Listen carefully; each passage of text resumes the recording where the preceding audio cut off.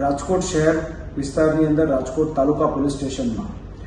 TRP game ઝોનની અંદર જે દુઃખદ ઘટના બની છે તે દુઃખદ ઘટના અન્વયે રાજકોટ તાલુકા પોલીસ સ્ટેશનમાં આઈપીસી 304, 308 તથા અન્ય સુસંગત કલમો હેઠળ ગુનો દાખલ થયેલો છે, જેની તપાસ એસીપી ક્રાઇમ બ્રાન્ચ ભરત બસિયા દ્વારા ચાલુમાં છે. અત્યાર સુધીમાં આ ગુનાની અંદર ટોટલ 5 આરોપીની ધરપકડ થયેલી છે, જેમાં ટીઆરપી ગેમ ઝોનના જે મુખ્ય માલિક છે તે ધવલ કોર્પોરેશનના પ્રોપ્રાઇટર ધવલ ઠક્કર, તે ઉપરાંત અન્ય પાર્ટનર્સની અંદર યુવરાજસિંહ સોલંકી, રાહુલ રાઠોડ, જમીનના માલિક કીર્તિસિંહ જાડેજા તથા ત્યાંના મેનેજર નીતિન જૈનની ધરપકડ થઈ ચૂકેલ છે અને તેઓના રિમાન્ડ પણ મેળવવામાં આવેલા છે. હાલ અમારી પાસે એવી માહિતી આવી છે કે જે અન્ય મુખ્ય સંચાલક હતા તેવા પ્રકાશ જૈનનું આ દુર્ઘટનાની અંદર નિધન થઈ ચૂક્યું છે, જે ડીએનએ ટેસ્ટિંગના આધારે સાબિત થયું છે.